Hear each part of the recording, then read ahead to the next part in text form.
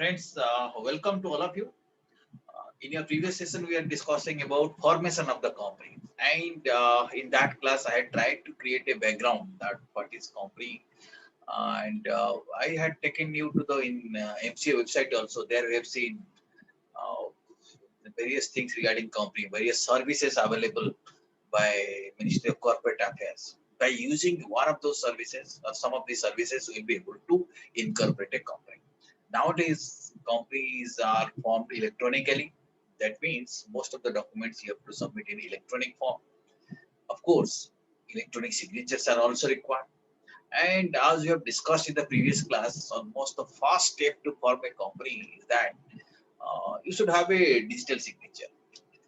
Next thing is that you need to have DIN. First is DSC, that is Digital Signature Certificate. Next is DIN. DIN stands for, anyone who has remembered what is DIN? Direction identification number. Director's identification number. Good. Second thing is the director's identification number. That also we should have. Then with that, what we can do, we will be able to apply for the name of the company. Okay, we need to reserve that name. Then certain, once we know this is the name, and also we have seen how to check whether name is available or not. Is it not? In MCA website, you have seen how to check availability of name. So one can do that. One can check the name availability. Once name is confirmed, that can be resolved. Then what the company can do, the other documents can be uploaded. Right? We know how many members are required for public limited company, for private company, how many numbers are required, or for one person company, how many members are required. So those documents we need to upload their documents, and some other documents we need to upload, and through this process we'll be able to form a company. Okay, today we'll go a little deep into various sections to understand the incorporation process, to understand the formation process, and for that I'm going to share the screen with you.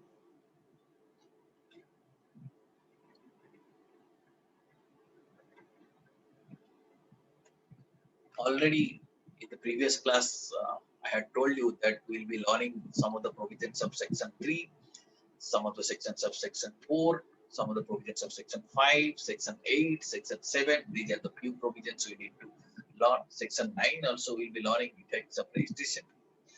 Various kinds of company we had discussed, and various steps of incorporation, that also I had shown you in the previous class.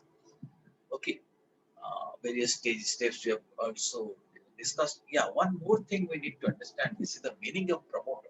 People who form the company, they are normally understood, or loosely we call them as promoter. But there is a definition, or there is a technical meaning to the term promoter. The term promoter has been defined under section 2 and clause 69 that defines promoter. We'll understand the meaning, then we'll go to this thing, formation process. Who is a promoter? It means a person who has been named as such in the prospectus or is identified by the company in the annual return referred to in section 92. This is one category of people who can be called as promoters. That means they have their name as mentioned as promoters in the prospectus. Prospectus is relevant when you invite public money, or when you invite subscription of shares from the public, then you issue a prospectus. At that time, if this person's name is mentioned in the prospectus, then he is a promoter, or whose name is mentioned in the annual return as promoter, he is also a promoter, or who has control over the affairs of the company directly or indirectly, whether as a shareholder, director, or otherwise. Meaning, if some person is controlling the affairs of the company directly or indirectly, he is also promoter. Or in accordance with whose advice, direction, or instruction the board of directors of the company are accustomed to act. If there is a person, he is not holding any position in the company, but the board of directors of the company are accustomed to act as per the direction, instruction of this person, that person can also be referred to as a promoter. Okay, right? So, however, nothing in this clause C shall apply to a person who is acting merely as a professional capacity. So, there is exclusion if some professional or somebody is working as a professional capacity, he will not be treated as a promoter. Okay, otherwise, This is the meaning of the promoter, which is defined in section 2 clause 69.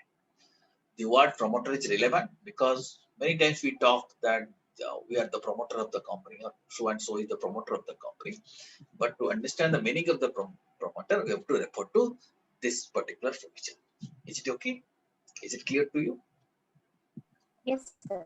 Okay, that means one thing is clear, that even if someone is not holding any position in the company, he can still be a promoter. Is it not? Yes, sir.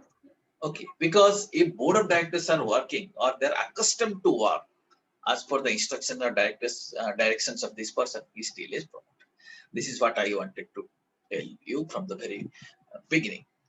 Okay, so normally what promoter does, he conceives the idea of starting the business. He originates the scheme of business, how entire activity will run, that is his plan. And also he prepares the memorandum of association, articles of association. These are some documents which need to be prepared and registered at the time of formation of the company. Promoters does all these things. Okay, so legal provision, if you come, if you try to discuss that, what is the relationship of this promoter with the company? If you try to understand what is the legal position, frankly, promoter is not a agent of the company, not a trustee also. Okay, and he has a fiduciary relationship with the company, and he forms the company, and after that, company runs according to the let us say plan. According to the company tries to meet the objective which is mentioned in the memorandum of association. And if you try to understand what are the functions of the promoter, there are a list of things are there. Let us say he conceives the idea, he conducts the initial negotiations, he tries to find out the number of people who are required to form the company, he decides the name, location of the registered office, then he decides the form of capital, he decides who will be the underwriters, that who will be underwriting the subscription shares, brokers, bankers, auditors, legal advisors. He gets the memorandum of association, articles of association drafted and printed. He enters into preliminary contracts. He arranges the preparation of prospectus. Okay, filing of advertisement, etc. So all this, you can say, the preliminary activities are done by the promoter. Okay, are you getting any query you have? Now I think you got some idea about who are the promoters and what are their activities, right? Yes, sir. Okay. Now, having understood that with that background, so now earlier we have already seen that what is the step-by-step process of forming a company. Now we have understood who are the people or who are the promoters. Now coming to this step, how exactly company is to be formed. First of all, let us visit to section 3, which deals with formation of the company. Section 3, you can directly go to the act, you can read there from. But here I'm showing you what exactly section 3 says. A company can be formed for any, can you read it here? Company can be formed for lawful purpose. That is most important. It's not possible to form a company with some illegal objective. The objective of the company must be lawful. Must be formed for any lawful purpose. Now, this particular subsection also says that what is the number of required persons. By 7 or more persons where the company is to be formed as a public company. Public company. That means how many persons you require to form a public company? 7 or more. 7. Okay. 2 or more persons where the company is to be formed to be a private company. So public company 7 persons, private company 3 persons, then 1 person when the company is to be formed as an 1-person company. That is to say a private company. 1-person companies are also be treated as a private company. Okay, that means there are 3 possibilities. I can form a company with 7 persons. I can form a company with 2 persons. I can form a company with 1 person. But if I'm having only 1 person, then what I can do? I can only form 1-person company. Is it not? If you have 2 persons maximum, then I can maximum go for a private limited company or a private company. If I have 7 persons or more, then I can incorporate a public company. Okay, these are minimum requirements. Okay, for private company, the minimum requirement is 2. Right? Now, how company can be formed? By subscribing their names or his name to the memorandum, or his name means one person it is talking about. In case of one person, only his name is to be subscribed. He has to subscribe the memorandum. And complying with the requirements of this act in respect of registration. Meaning, these many people, maybe 7 people minimum, maybe minimum 2 people, or at least one person can subscribe to the name or names into the memorandum. Then they comply with the other provisions for registrations. And the objective should be lawful. If these things are there, then company formation is possible. That is what section 3 says. Is it clear to you? Yes, sir. Understood now? Number of persons and objective should be lawful, and their name, they should subscribe them. Okay. So this picture summarizes how many persons are required. Right. Now, certain provisions are also there. I told you for one OPC or 1 person company, you tell me how many persons are required? How many members are Sir, required? One person. Now you read this provision, now you'll understand the implication of that. Now this is one more provision. It says, provided that the memorandum of 1 person company shall indicate the name of the other person with his prior consent, prior written consent in the prescribed form, who shall, in the event of subscriber's death or his incapacity to contract, become the member of the company, and the written consent of such person shall also be filed with the registrar at the time of incorporation of 1 person company, along with the memorandum of articles. Memorandum and articles. That means, you see, 1 person is required, but one more document is required if you want to form 1 person company. What is that document? A prior consent. That means some other person has to give a consent. Prior consent, that is written consent in a prescribed form. Some person has to give a consent in the prescribed form. Who is that person? Who shall, in the events of subscriber's death. That means there is only one subscriber to the memorandum in case of 1 person. But in case subscriber dies or he becomes incapable of contracting, okay, become insolvent, but whatever reason they become incapable to contract, okay, or he become a person of unsound mind, then somebody else should become the member of the company, is it not? And he should give a declaration.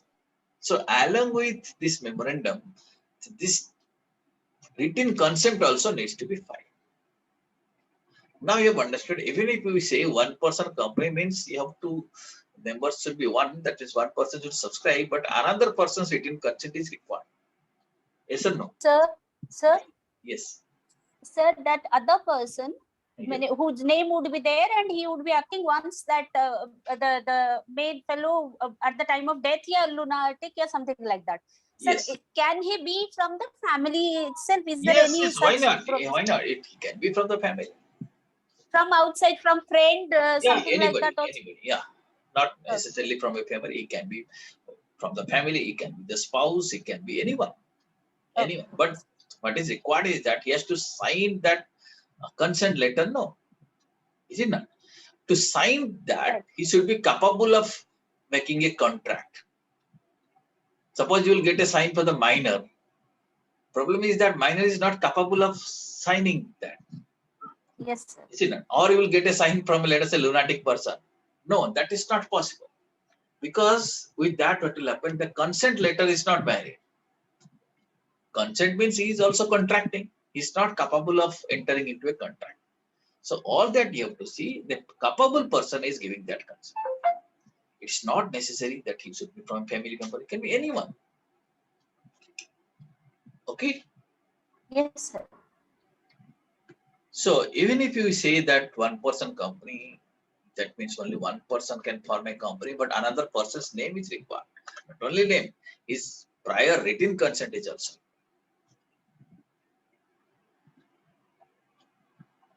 And also law provides if that person wants, let's say initially he has given the declaration.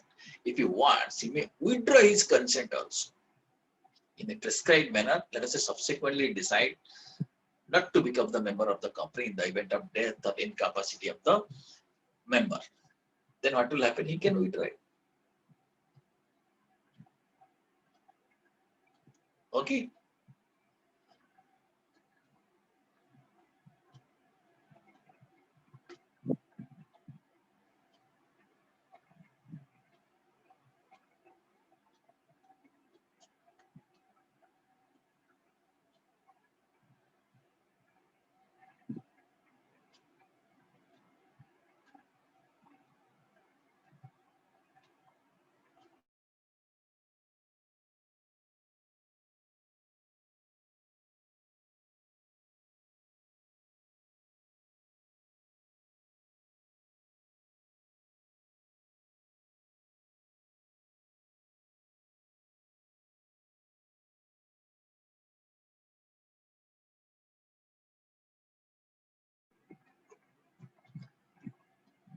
Yes, friends, let us continue now. There was some technical problem.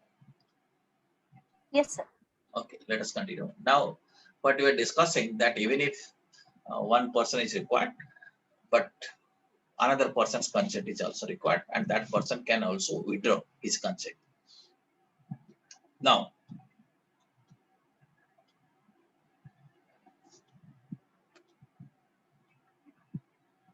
one more concept is that the member of OPC may at any time change the name of such other person by giving a notice in such manner as may be prescribed. Meaning, let us say initially at the time of formation of the company, the member of company has given the consent letter of one person, written consent of one person.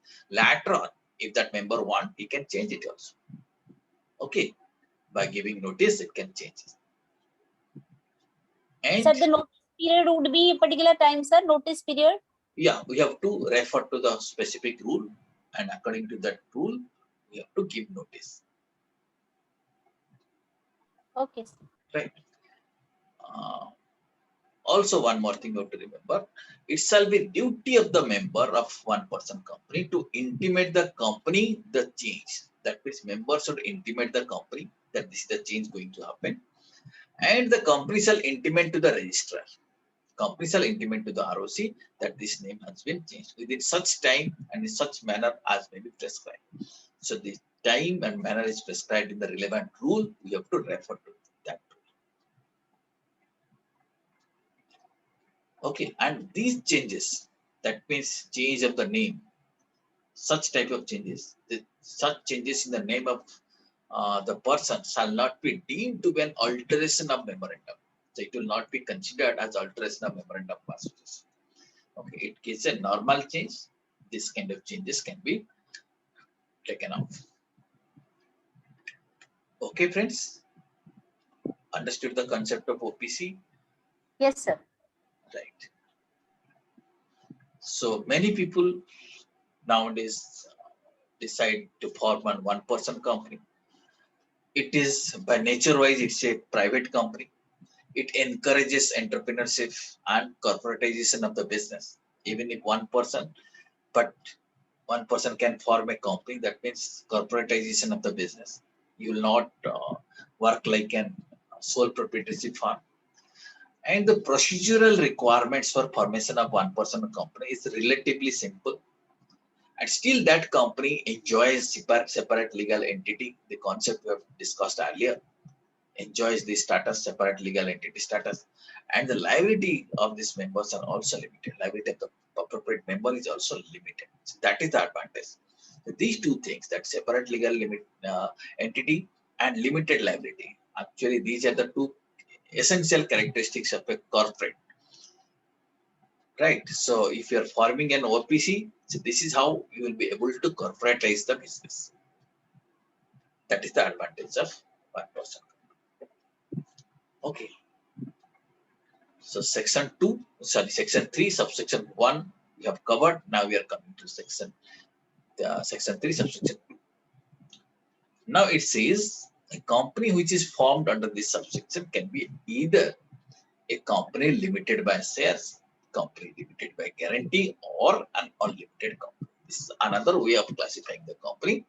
It says it can be limited by shares, limited by guarantee, and unlimited company. The meaning of all these three types of company we had discussed initially when we were learning about various types of company. At that time, we have already discussed this thing. Okay, Yes, sir. right. So you have remembered what is the meaning of limited by shares? Meaning the liability of the members are limited to the extent of unpaid value of shares, if any. When I say limited by guarantee, the liability of the members are limited to the amount which is guaranteed by them to be paid or to be contributed in the event of winding up of the company. And what is unlimited company? The liability of the members are not limited, unlimited. So these are the three possibilities of formation of the company. Yeah. In addition to that, there is one more category of company which also we have understood at the beginning, which is called as the non-profit making company, or technically it is called as the company with charitable objects. And these aspects are dealt with section 8. Okay. And section 8, subsection 1 says where it is provided to the satisfaction of the central government that a person or an association of person is proposed to be registered under the act as a limited company with the following conditions. That means if you want to register a company under section 8, section 3 is different, section 8, then you have to prove it to the satisfaction of the central government. Okay. What you have to satisfy? That we are the group of person, we are going to form a company with limited liability, but has in its object, that means the objective of the company is, now you can read it. This should be the objective. Can you read it here? Objects, with the objects. Can you Sir, read it's promotion of commerce, arts, and science. promotion of arts, science, for promotion of commerce, arts, science, sports, education, research, Sports. social welfare, religion, charity, protection of environment, and such other object. So if this is the kind of object, then it is possible to form a company under section 8. Understood? This is one thing.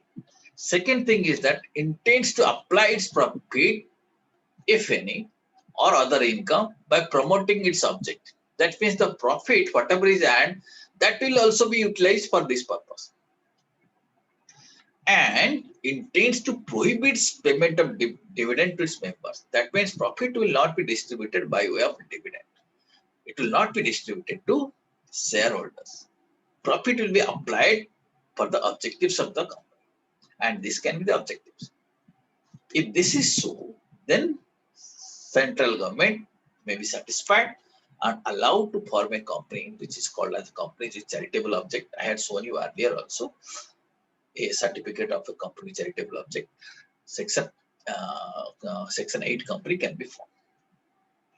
The central government, if satisfied, may by license issued in such manner as may be prescribed in such condition deems to fit, allow the association of person to be registered as a limited company under the section without addition to its name word limited. Meaning you can form a company, but the word limited or private limited will not be suffixed in the name.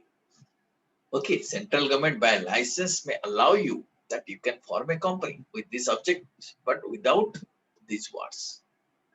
Okay. Okay, I'll Yes. show you. Here you see this is a company. Can you see this certificate? This is, you see the certificate of Ministry of Corporate Affairs. This is the certificate of a company. If you see the name of the company, it says Swavalambi Foundation. Whether limited or private limited is there. No, sir.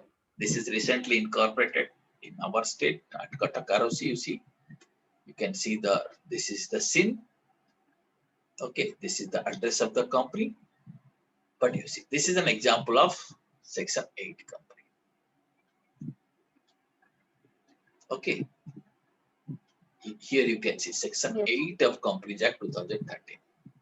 Registration certificate is issued under section 7, but it is registered under section 8 of Companies Act 13. Right, this is an example of section 8.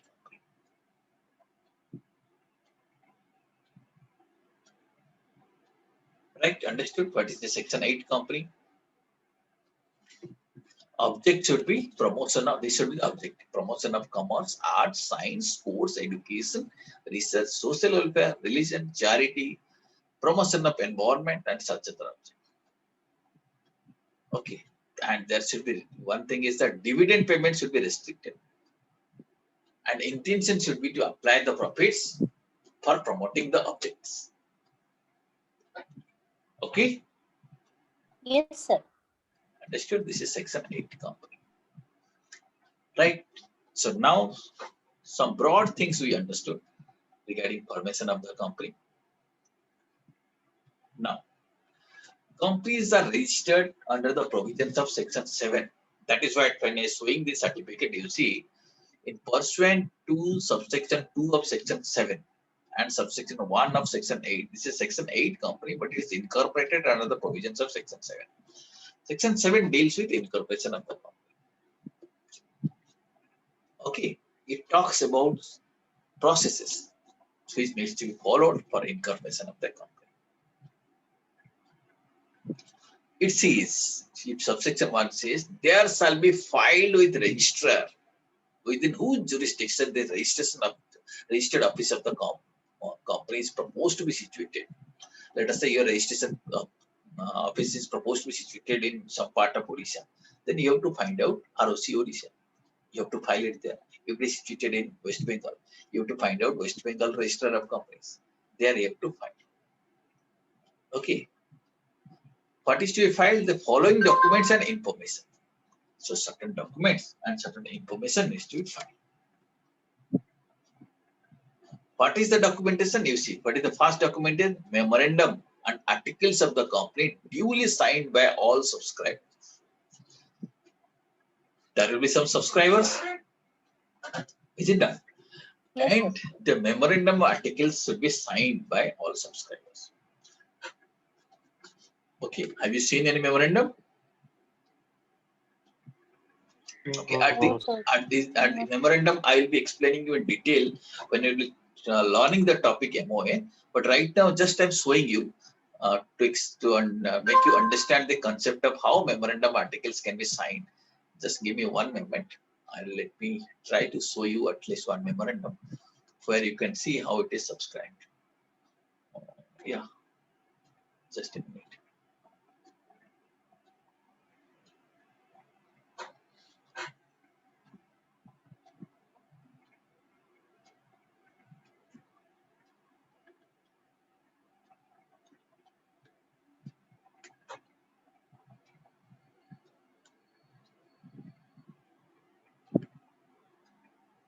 As you already know, these days memorandums and all the documents are filed in electronic form, and this is a file in electronic form.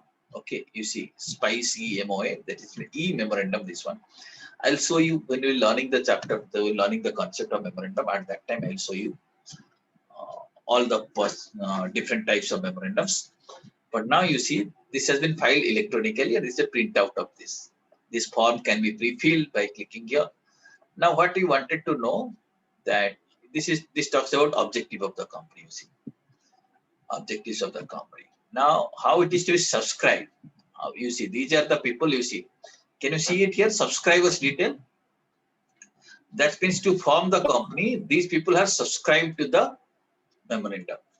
How they have subscribed? As you know, as we are learning about that they have to file with digital signature. This DSC you are seeing. Yes, sir. DSC means you see their digital signatures are attached. You see these 5 people have formed this company. Okay. Right. You see, just understand the process. These 5 people you see, this is his digital signature. This is another subscriber. This is his digital signature. You can see the DIN also. Are you seeing the DIN? See, director's identification number.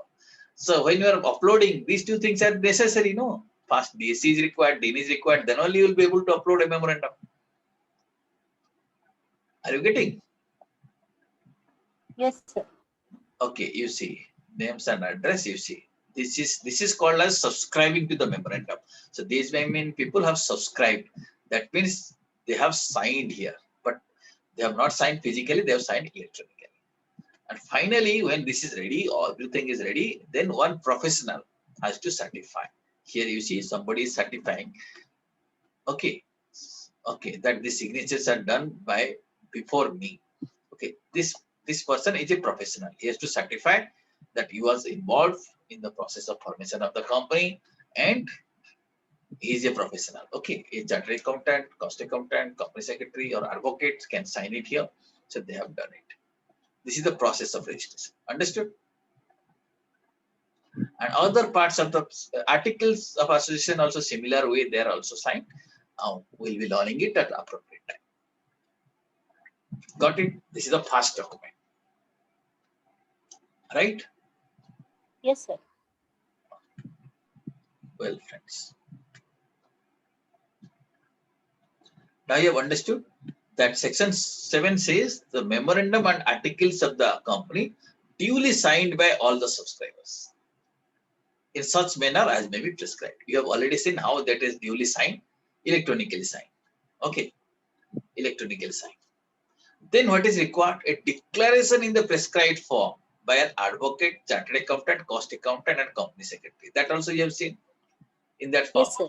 Okay. Sir, your name was there. You have Yeah. So who is in practice and who is engaged in the formation of the company? That who has formed the company, he has to also sign. Right? It declares in the prescribed form who has engaged in the formation of the company, and by a person named in the articles as the directors. Those whose names are also there in the directors, they have also signed. In that company, all those names were there. They are also directors. That's why you have seen DIN. That means directors identification number was there. Okay, and these people, what they are certifying, that all requirements of the act and the rules made there under in respect of registration and matters precedent or incidental thereto has been complied with. That is, all the provisions has complied with. That is what these people are declaring by signing there. They're declaring that we have complied everything.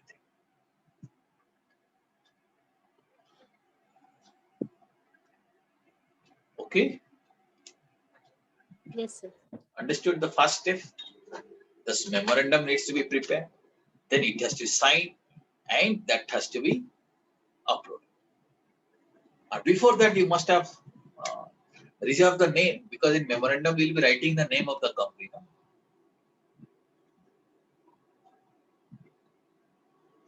No? Now, next thing. In addition to that, what else you are going to upload?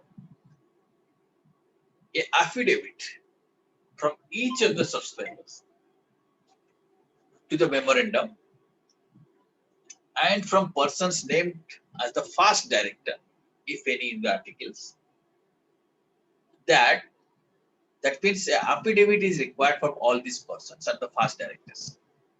Okay, who are subscribers and also who are the first directors. Subscribers should give this affidavit, and the first director should give this affidavit. What is that affidavit? Now you see that he is not convicted of any offense in connection with promotion, formation, management of the company. That means if earlier he has been convicted of an offense relating to promotion, formation, and management, then they cannot sign. Or they have to give an affidavit that we have never been committed of any offense related to formation, promotion, and management of the company. Understood? Yes, sir. Or that he has not been found guilty of any fraud or misfeasance or breach of duty to the company under this act or any previous company law during preceding 5 years. First thing is that he has not been convicted of any offense. And in the preceding 5 years, he has not been found guilty of any fraud, misfeasance, or breach of duty. He has not committed any fraud. Okay, he has not involved any misfeasance, misappropriation of money. or he has not committed any breach of duty to the company in the preceding 5 years. They have to give this declaration by your affidavit. And all the documents filed by the registrar for registration of the company contain information that is correct and complete and true to the best of their knowledge and belief. They believe these documents are true, complete, and correct, and they have not been found guilty in recent 5 years, and they have not been convicted of any offense in connection with the promotion, formation, management of the company. This affidavit should be also uploaded. Understood? Yes, sir. This is how we are learning this various processes which are involved in formation of the company. In addition to that, address of the correspondent till its registered office is established. So you see, there are two options. One thing is that when you are incorporating the company, when you are writing that MOA, that is Memorandum of Association, there is a way you can directly, there is one option is that you can directly give the registered office address in that clause itself. Or you can only mention the state, and later on you can inform the address. Later on you can inform the address to the ROC that this is our address. But at the beginning you can write, we are going to incorporate the company in this state. Right? But in that case, that means if you are not giving the address, then you should give a declaration. Address for correspondence till its registered office is established. So till you are establishing registered office, what will be the address for correspondence? That also you give in that affidavit.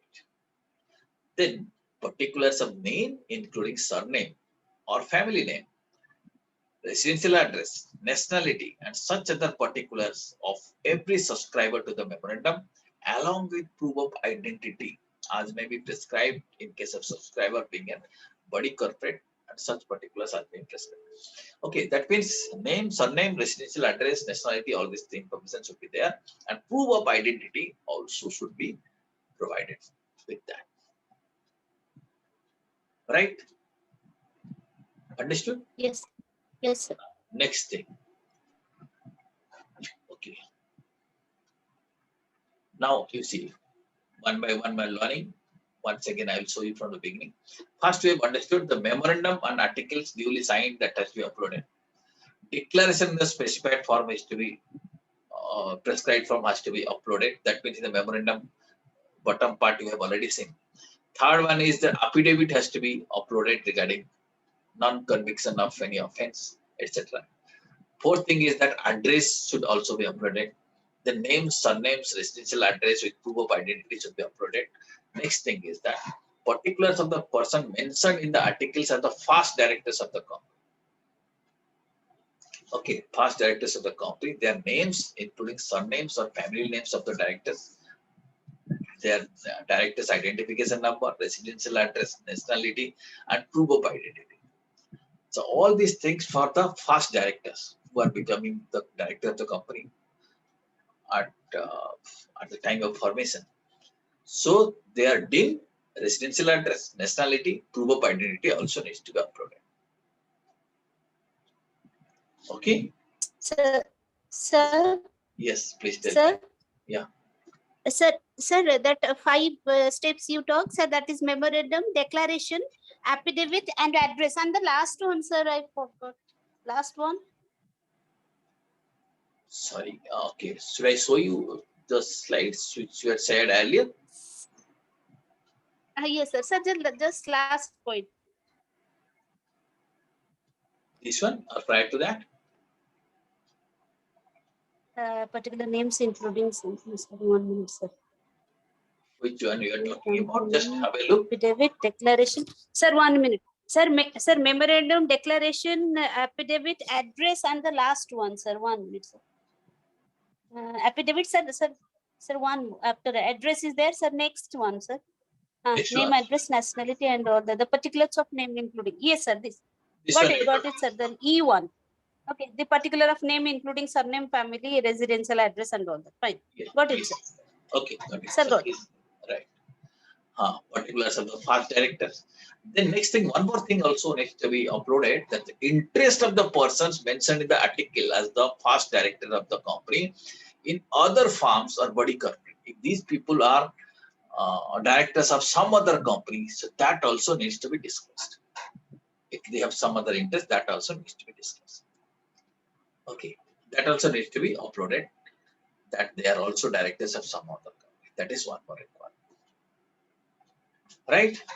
If all these things are uploaded, forms are properly filled up, the electronically it is filled up, then registrar on the basis of documents information filed under subsection 1 shall register all the documents and information referred to in the subsection in the register and issue a certificate of incorporation. That means after all these things gets uploaded, if registrar of the company is satisfied, then he can issue a certificate of incorporation.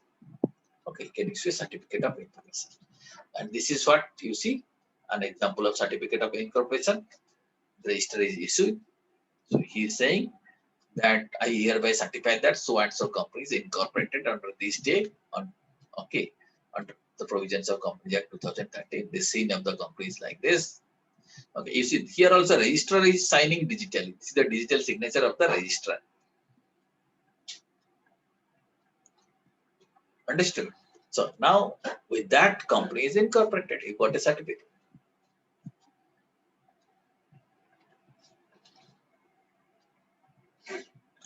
Understood now? Yes, sir. Okay, so this is, you see, the registration process. Now we have broad idea that what are the documents required. And before incorporation also, what are the things you require, like DSC, DIN, etc. you need to have.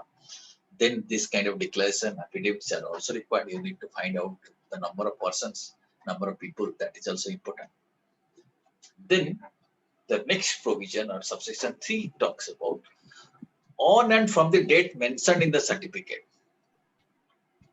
Okay, certificate of incorporation, the registrar shall allot a company a SIN, that is corporate identity number, which shall be a distinct identity of a company and shall also be included in the certificate. So as you can see the certificate, the company is given a distinct identity. This will be also mentioned in the certificate. In between, as you know, OR stands for Odisha. That means by looking at this SIN, you can understand this is the Odisha company. And 2016 stands for the year of incorporation. That means company is incorporated on this date. Okay. The certificate also says it is incorporated on this 18th day of November 2016. This is, you can say, the birth certificate of the company, and company is born on 18th day of November 2016. Understood? Understood? Yes, sir. Okay. Let's keep yourself muted if you are not discussing. Rupesh and Pratim ji, please. Rupesh ji, please keep yourself muted. Yeah.